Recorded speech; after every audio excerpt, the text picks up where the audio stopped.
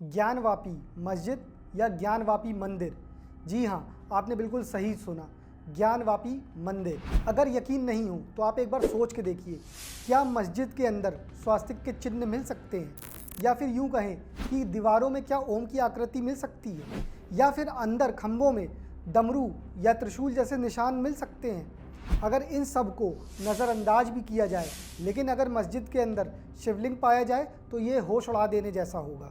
ये मंदिर और मस्जिद की कहानी तब सामने निकल कर आई जब हाल ही में इलाहाबाद हाई कोर्ट ने ज्ञानवापी मस्जिद के लिए सर्वे के ऑर्डर पास कर दिए। इस सर्वे का मुख्य उद्देश्य संरचना की नींव और ऐतिहासिक महत्व की जाँच करके विवाद को हमेशा के लिए सुलझाना है। इससे पहले कि हम आपको सर्वे में क्या सबूत मिले हैं उसके बारे में बताएं, पहले आइए इसके इतिहास में एक नज़र डाल लेते हैं।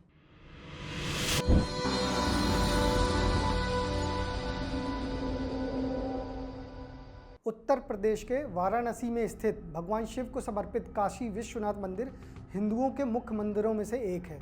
हिंदुओं के वाराणसी जाने के मुख्य कारणों में से एक ये मंदिर भी है। और भगवान शिव के प्रति लोगों की आस्था का पता सिर्फ इस बात से लगाया जा सकता है कि हर साल करोड़ों लोग काशी विश्वनाथ के दर्शन करने यहाँ आते हैं। अगर हम हज़ारों साल पहले इतिहास में झांक कर देखें तो ये पता लगता है कि हिंदुओं के आराध्य देव महादेव के इस मंदिर में हज़ारों बार हमले हुए हैं, जिसे देखकर ये साफ लगता है कि प्राचीन काल से ही इसे ध्वस्त करने की पुरजोर कोशिश की जा चुकी है। राजा विक्रमादित्य ने 11वीं शताब्दी में ज्ञानवापी विश्वेश्वर मंदिर की नींव रखी थी, जिसे बाद में मुगल शासक मोहम्मद गौरी ने तोड़वा कर ध्वस्त कर दिया था।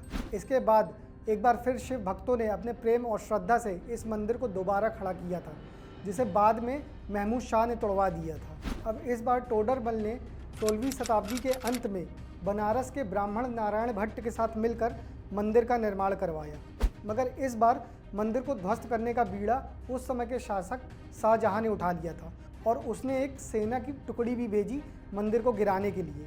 मगर इस बार भक्तों की भीड़ इकट्ठी हो गई और जैसे तैसे मंदिर को गिरने से बचा लिया। लेकिन 17वीं शताब्दी में मुगल वंश के सबसे क्रूर शासक औरंगज़ेब, जिसने न जाने अपने शासनकाल में कितने ही मंदिरों को गिरवा दिया था, उसने इस मंदिर को गिरवा कर वहाँ पर मस्जिद का निर्माण करवा दिया। ठीक इसी घटना के 100 साल बाद इस मंदिर को फिर से एक बार बनवाने का बीड़ा इंदौर की रानी अहिल्याबाई होलकर ने उठाया और विश्वनाथ मंदिर को उसी परिसर में एक नया रूप दिया। तब पंजाब के राजा रणजीत सिंह ने उस मंदिर में अपनी श्रद्धा अनुसार एक स्वर्ण का छत्र समर्पित किया था और ठीक उसी समय ग्वालियर की रानी वैजाबाई ने वहाँ पे ज्ञानवापी का मंडप बनवाया था।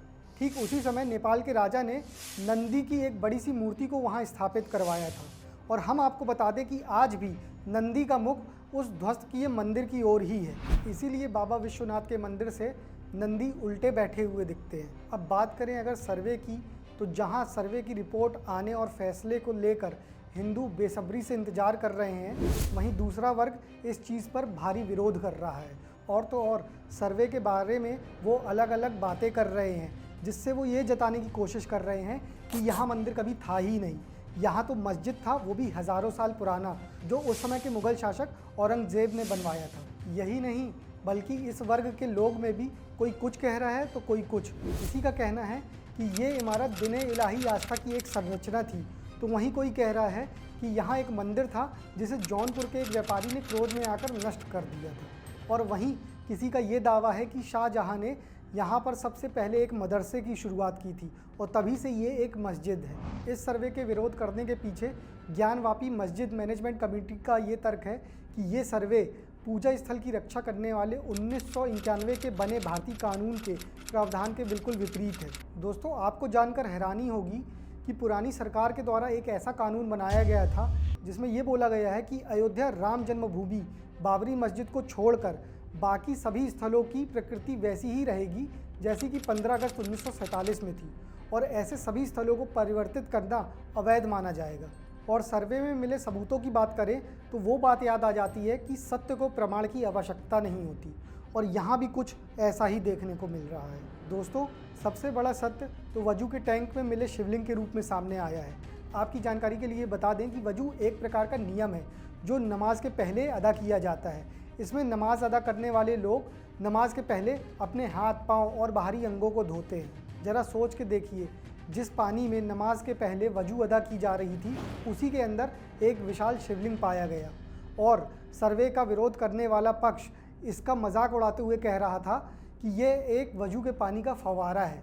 और जब सर्वे टीम ने इस फव्वारे को चलाकर दिखाने को कहा तो वो ऐसा बिल्कुल भी ना कर सकते। इसके अलावा मंदिर के अंदर 8-8 फीट के 4 स्तंभ भी मिले हैं, जिसमें आले बने हुए हैं जो कि मंदिरों में दिया रखने के लिए उपयोग में आते थे।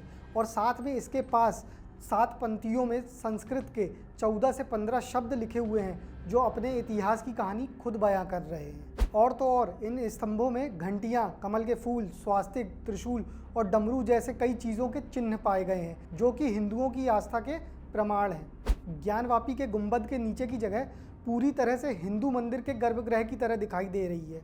और तो और दीवारों में पान की आकृति, छत्र, चक्र जैसे चिन्ह भी बरामद हुए हैं। और तो और दरवाज़ों के ऊपरी भाग में बाघ की आकृति और मलबे में हिंदू देवी देवताओं के मूर्ति के कुछ टुकड़े भी बरामद हुए हैं। तो दोस्तों, इतने सारे सबूत एक के बाद एक अपने आप सामने निकल कर आ रहे हैं और अपनी गाथा को व्यक्त कर रहे हैं। और अब अगर इतने सारे सत्य और प्रमाण के होने के बावजूद भी इस बात को झुटलाया गया कि ये मस्जिद मंदिर को तोड़वा कर नहीं बनवाई गई है, तो शायद हम ऐसे इंसान कहलाएंगे जो आंखें होने के बावजूद भी नेत्रहीनों की श्रेणी में आएंगे। दोस्तों, सभी को सर्वे की रिपोर्ट का बेसब्री से इंतजार है और उम्मीद की जा रही है कि ये सर्वे रिपोर्ट स्पष्टता प्रदान करेगी और शांतिपूर्ण तरीके से समाधान का मार्ग भी प्रशस्त करेगी। दोस्तों, इस मुद्दे के महत्व को कम करके बिल्कुल भी नहीं आंका जा सकता, क्योंकि ये इतिहास, धर्म और न्याय की खोज के बीच एक नाजुक संतुलन को छूता है। तो आपकी इस विषय में क्या राय है, हमें कमेंट कर ज़रूर बताएं और इस वीडियो को ज़्यादा से ज़्यादा लाइक और शेयर करें। हर हर महादेव।